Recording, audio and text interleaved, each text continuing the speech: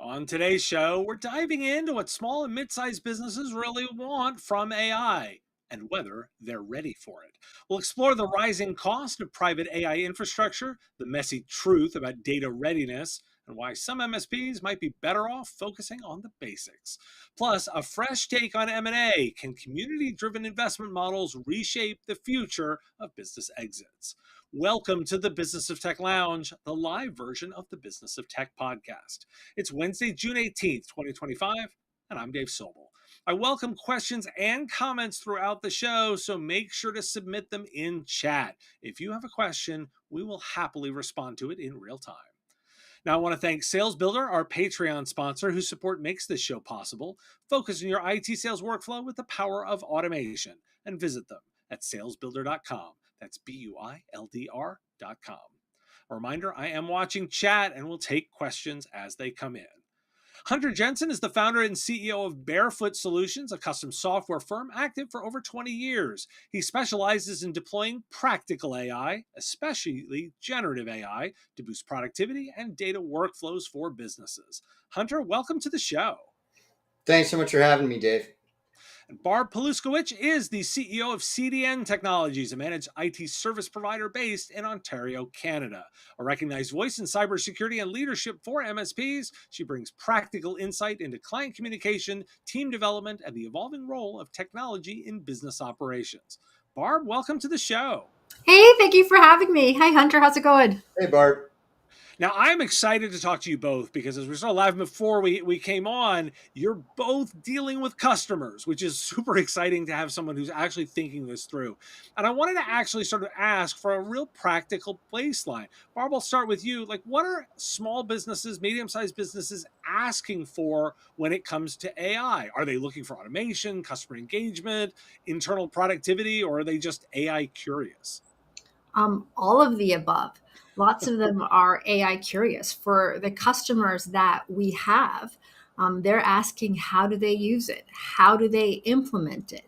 For the customers that we don't have, they're curious as to how they can leverage AI to manage their business more efficiently and keep it scaling and moving forward in a positive direction. So we're getting questions from all over the place, which is great because it's top of mind for everyone. So it's definitely trending. And Hunter, I'm dying to hear what are customers asking you for when it comes to AI? Yeah, I think the last year or two has been all about experimentation and proofs of concept and things like that. And now businesses are getting serious and putting serious dollars behind deploying solutions.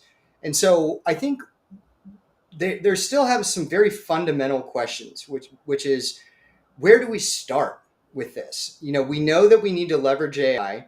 We know that we want to use it to boost the productivity and efficiency of our employees.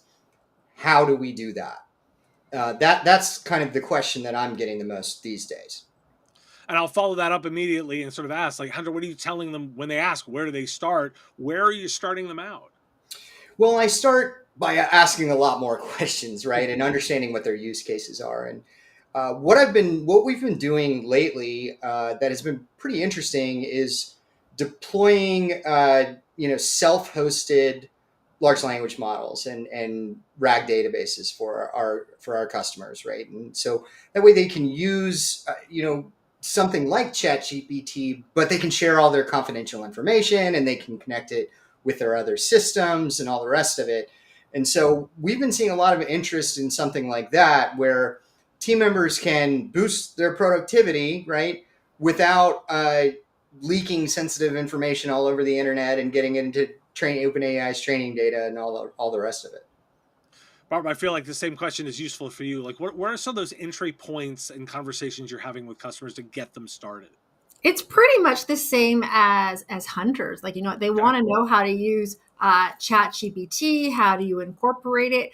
So it's a great starting point for us to help them upgrade their cybersecurity posture, because when you do that, you need to ensure that you have data loss prevention in place. You need to make sure you have endpoint detection, managed detection and response available, because now you're opening up a new threat opportunity out there. Because before, when the internet came, and everybody would say, oh, just Google it, or how do I use the internet? But now the question is ask AI. So with all of that information, you want to make sure you're keeping it safe. Now, one of the themes that I keep digging into is that there's a lot of data readiness and data governance that a lot of customers are not quite ready for. But from both of your frontline experience, like how many clients think they're ready for AI versus how many actually are? Hunter, what are your thoughts on like sort of that division of how many people are really ready? Thus far, zero. Okay. If an organization's been around for more than 5 years, they tend to have skeletons in their data closets, right? They have redundancy problems. They have just dirty data that needs to be cleaned. Their governance policies are not in place, and so oftentimes for companies that have been around for a little while, that we have to start there. And it's garbage in, garbage out, and so we have to get the inputs in a place where we can get good outputs before we start deploying AI solutions at any business. Now, new companies, that's a different story, but they don't have any data, so there isn't as much to do there. Now, Barb, you brought up the cybersecurity element of that. Like, how much pre-work are you having to do to get customers ready to work with the AI from a data perspective? Or are you confident that the customer? I mean, you lean into this, or your customers are probably already ready. But give me a sense of the landscape of that security portion of this. You're right. Our customers are ready because it's all part of our offering and being secure for what's happening right now. The ones that aren't ready, they do have to have a cybersecurity posture in place. So essentially, they do need endpoint security. I made a list. They do need to have like MFA in there. You know what? They do need to have a SIEM for like logging and investigation, because in the event that something were to happen, compliance requires all of that. They also need to go through a vendor risk review, and they need to make sure in their contractual agreements that they have, that needs to be reviewed by legal, that that's all incorporated in there, that they're using AI and they're being open and transparent about what they're using AI for and the information that's going to go in there. And then with that, you also have to have user training involved in there and security awareness. So it's pretty much what you need to secure a network. But now you have to make sure that all of the policies, procedures that you have in place, all of the boundaries that you have in place, everything that you do to keep the data and the information safe in your environment and in your customer's environment is going to adhere to AI policies and procedures, because you don't want another area for data to sprawl to. Now, Hunter, I got to ask, because you talked about deploying models directly for customers, those specific private models, but there's a cost and complexity of deploying infrastructure to run those private models. How do you think about that cost and complexity? And like, is there a breaking point for customers between using public LLMs versus needing the private models? Yeah, so to me, it's really about the information that you need to feed into the LLM. If you're making marketing materials, as an example, ChatGPT is a perfectly great solution for that, and I wouldn't recommend anything other than that. But when you're dealing with a lot of confidential information, or any confidential information, or you need it to connect to some of your other systems, that's when these private deployments start to make sense. And when you think about it from a cost perspective, it's actually fairly similar, or even less expensive to host it locally than to pay for credits. Like if a system's getting used massively, a third-party system, those credits are going to start getting really expensive. And sometimes having your own hardware actually ends up being more cost-effective. You have to do the analysis about what hardware you think you're going to need and what kind of usage you think is going to be there. Because, if you think about it, you don't pay for credits when you're hosting it yourself. You just pay for the machines that you need to run it on. And so there is actually like kind of an inflection point where it would be more expensive to pay for credits than it would be to actually host this ourselves. Now it feels like you've done some analysis on that. Are there rules of thumb, knowing that each customer is different, but are there rules of thumb that you've thought about the way that you think about it in size or usage? I bet you've got an instinct already for this. Give me a little bit of sense of where that might fall around. I have, and I am also still trying to figure it out. Okay. But what I can tell you, I actually had a meeting about that this very morning, is that if we're running an LLM and we think we need to have about 20 or 30 concurrent users, we can do that on Azure for about $1,000 a month in hosting costs, which is not that bad at all. And when you compare that to, like, paying for credits for all of your users, you exceed that very quickly if you're using some of the state of the art models. Gotcha. Now, for my listeners and watchers, if you've got a question, throw it in chat and I will definitely bring it up and we are happy to answer it in real time. Now, Barb, you mentioned the security pieces of this, and I'm kind of curious, how are you approaching those conversations about data ownership, privacy, and sovereignty? And I'll call you're a Canadian based provider, so you may have different thoughts about data being based in the US versus not. Like, how are you approaching those conversations? Very transparently. Um, Okay. because you have to. CDN Technologies, we're Canadian. We like and enjoy using Canadian vendors and suppliers. So in the event that there's a supplier that we have to use or our customer has to use that is based out of Canada, those are conversations that need to be had.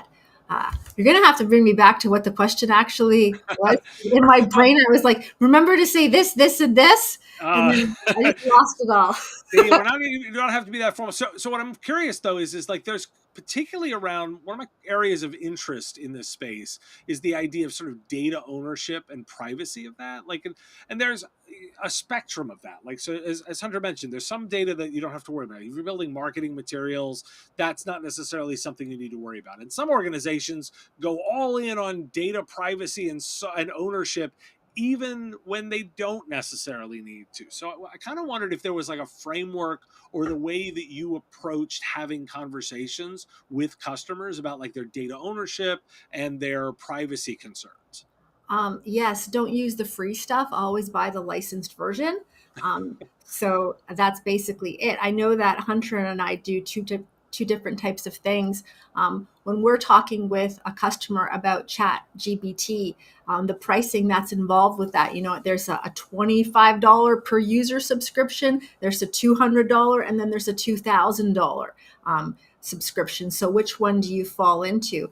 And as for privacy, that's where all the security awareness and the training comes into place. You need to have a boundary. You need to have an acceptable use policy of what you're putting into Chat GBT and what you're not putting into Chat GBT, because essentially you want to make sure that all of the data is saved and it's in one secure location and housed one, because it's the company that gets exposed when a vulnerability happens. Gotcha.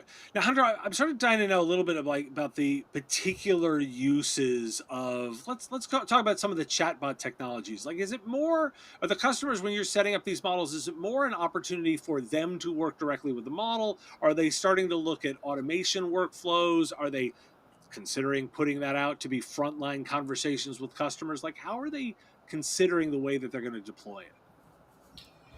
Yeah, so right now, what I'm seeing is that uh, they want to interact directly with these models in a chat interface.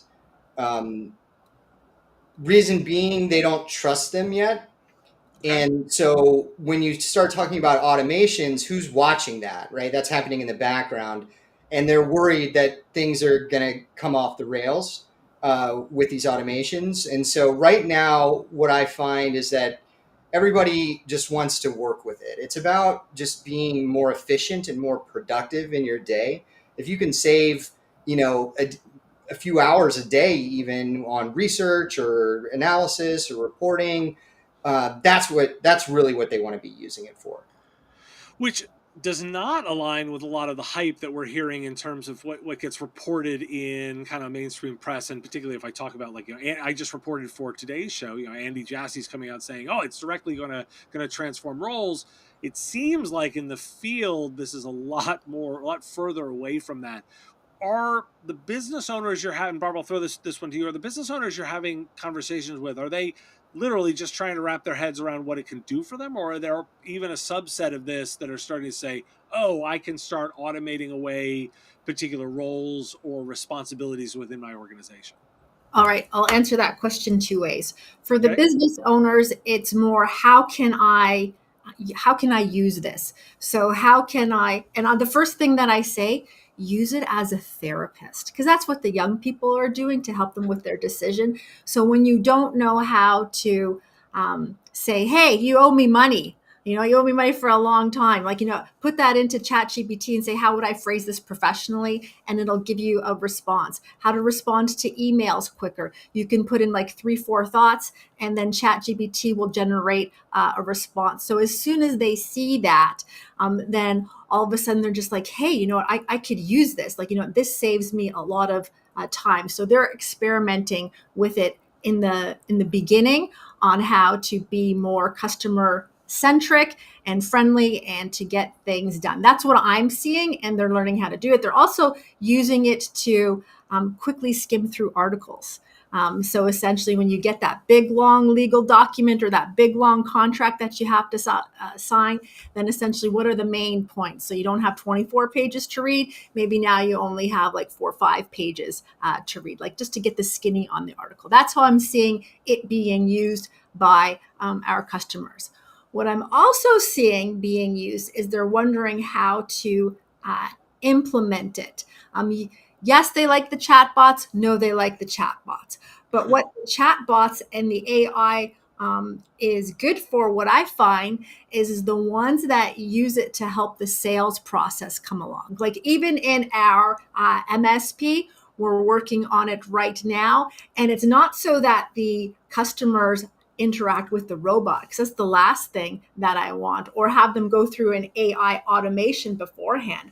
What I want is to make sure that when they call in, that the person who answers the phone, that they're reminded to say their name again, reminded to ask them, is there anything else that I can do? Reminded them to remind them to ask for a referral. Like, do you know anyone else that could use our services? Like, to remind them to use a Google review. Because yes, they have their papers and their templates to do this, but it's nice when you have a soft phone and it's on your screen and you can see it, and you can leverage the automations of AI to help make the customer journey move forward in a positive direction. Gotcha. Well, it's distinctly sounding like the hype that I've been reporting on is a little disconnected from what's actually happening in the field. Now, I want to pivot. I know I could go for hours more on AI, and listeners, if you have additional questions, make sure to throw them in chat. I will definitely make sure that we use them during the time. But I want to actually pivot a little bit to talk about some of the developments that I've seen recently over on the fundraising side. Fundraising side of things. I've been reporting a little bit around the shift in investment dollars, particularly from the VC funds that are a little bit less available in early seed rounds and moving a little bit further. And particularly as we look at the MSP space, in the past 2 weeks, 2 different organizations have gone out with a very much a community-driven model of that. The first I reported on recently was Empath, who's a vendor who went out with a $2 million raise, all done by insiders, by MSP, former owners, MSP insiders, experts in the space that were registered certified investors, but were investing directly. And then on top of that, recently the MSP owners group is pushing a new model, the idea of community-driven acquisitions that aren't private equity driven. And what was interesting to me is to think about this as a kind of an emerging space. And I wanted to sort of start with this. Barb, you threw out this interesting idea that the potential changing landscape were going to help smaller MSPs kind of pay the financial freedom forward a little bit. What's your thinking on this kind of shift and potential new option in investment? Ooh, all right, that's a loaded question. So I think it's a good question. Well, when you look at the stats, and I listened to that Empath podcast that you did, was fabulous. I think Wes Spencer is fabulous, and he's always been very kind and very pro MSP. And the challenge is that lots of MSPs, they're small. Like, you know what, when they go to sell or invest, like, you know, the bigger companies, the private equity companies, the VCs, they're not really interested in that MSP that's like sub 1 million, because the majority of them they're really, really small. And I think the other stat was when you were talking with someone with, I forget what his name was, but you said that, like, you know what, there's 80% of the MSPs that are out there do 30% of the MSPs that are out there do 80% of the business. So you have, like, you know, these like small MSPs that some are profitable, some are not. Then you have like these chunk of MSPs that are doing really, really well. And now you see them that they're all joining forces together to become like these MSP titans. And the part that's good with that is usually when you do get asked to join an organization like that, it increases your profitability, because lots of times the ability for them to buy from the vendor is that they're getting cheaper rates. So that part increases their profitability. So then when they truly go to like hand in the keys and to get the watch, then essentially they're making more money and they can invest so that they can get another rollout down at the end. So they get a little bit of cash now, and then, you know, when there's another flip, they get a little bit of cash later. So I see a lot of that happening, and I think it's good, because the MSP community, there's not a lot of young MSPs that are out there. If you look around, they've all been in the space 30 years, approaching 40 years. And like, you know, like they've done their time, and they're ready to, you know, enjoy cocktails on the beach 24/7. I'm not sure that the young people in this space are calling themselves MSP, which is maybe some of why we're not seeing them as much. Now, Hunter, I wanted to ask you a little bit, particularly as someone who doesn't live and breathe the managed services space, but instead looks at this sort of from the development in the ISV and the software side of things. Are you starting to see shifts in the way investment is done by private equity groups, VC groups, seed groups? Like, are you starting to see a change in the dynamic of the way people are raising money? Very much so. Yes, I am. Here's what I'm seeing. I'm seeing that uh, VCs are not investing in pre-revenue companies at all right Okay. now. And one of the reasons for that is it's so easy to build products now. You don't need $1 million in 9 months to go build your MVP. We have tools that make it much cheaper and much faster. And so you basically have to build and get customers before you're able to really attract VC investment at all. And I'm hearing that from multiple clients who I'm really hoping they find some funding, because they're going to, make its way to paying for development with us. But it's a real struggle.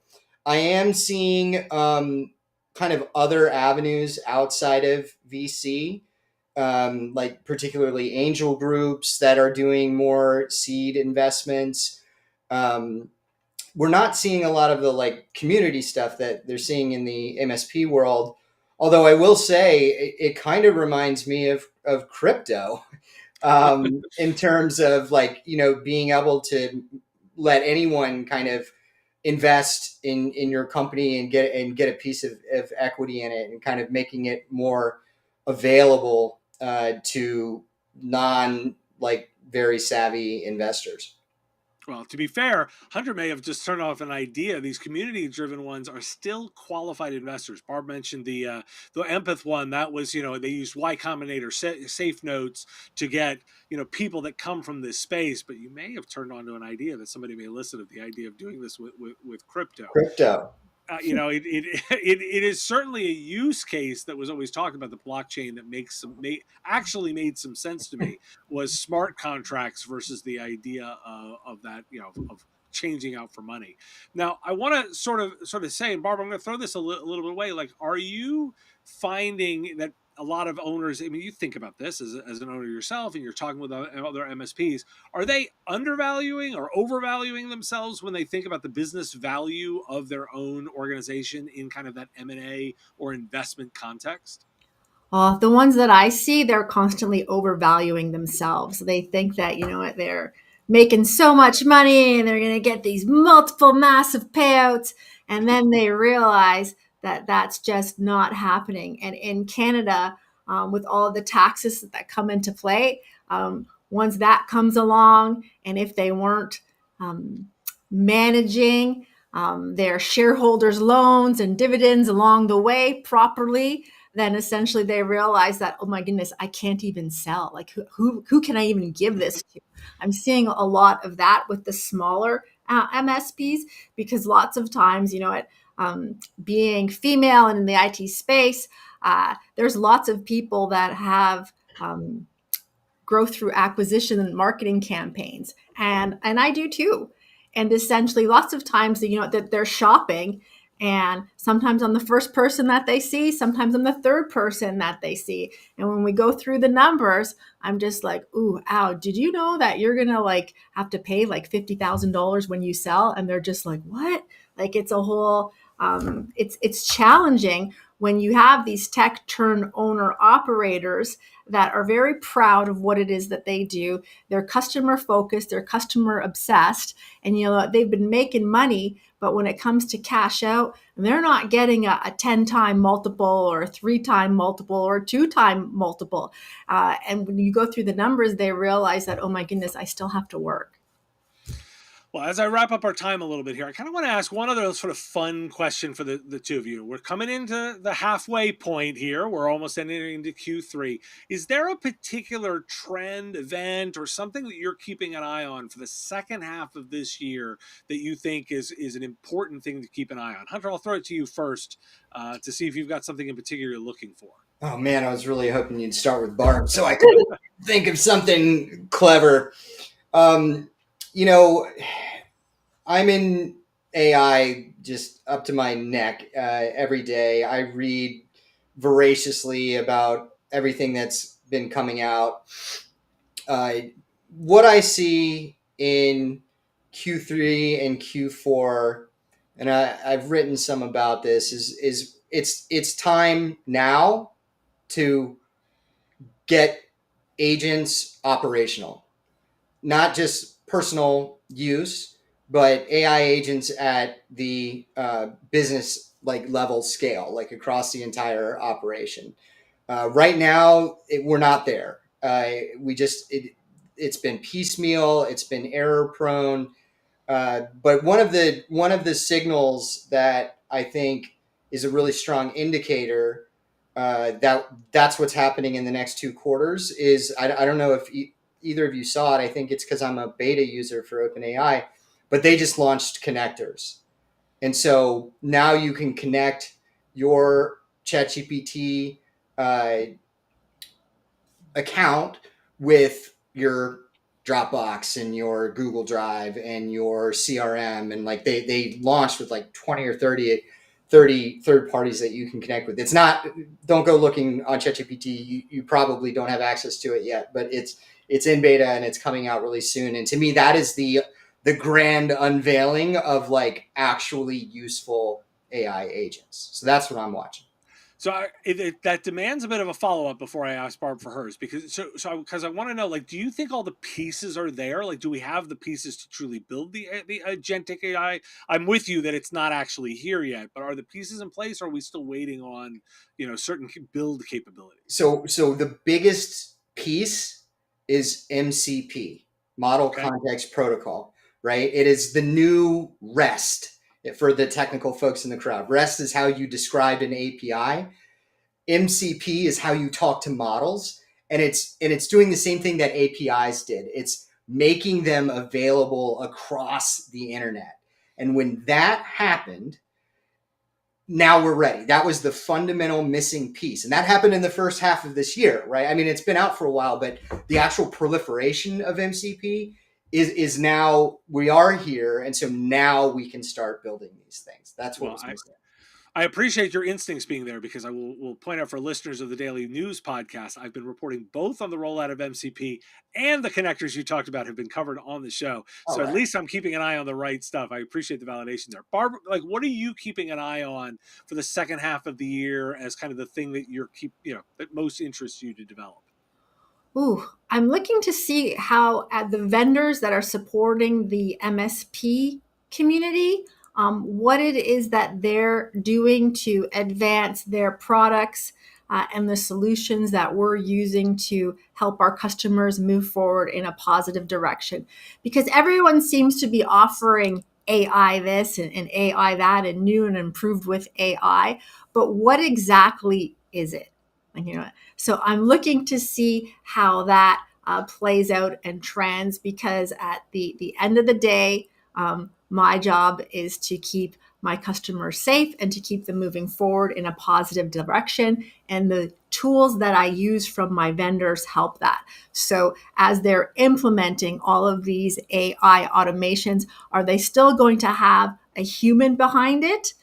Or are they just going to be giving me a chat GBT interface to use? Because GBT stands for generative pre-trained transformer. So is the human that's behind the chat bot, are they pre-trained, or that they someone that they're just filling a bum in the seat to keep the chair warm, things like that. So I'm looking to see what the vendors do, what they implement on how to keep everyone safe as we move forward in this new world. Well, in a way, we're going to combine the two, because we are starting to actually see conversations happen about MCP rollout across MSP vendors that is starting to be announced. So the two may actually come together. I know I can go all day long. Thank you to all of our new Kick listeners. This is actually new for this broadcast, so we've noticed a few uptake for you. Welcome aboard, those of you on Kick. Now, I could go all day long, but I want to be respectful of both of your time. Barb, if people were interested in reaching out and talking and continuing the conversation, what's the best way for them to do so? Oh, hit our website, cdntechnologies.com.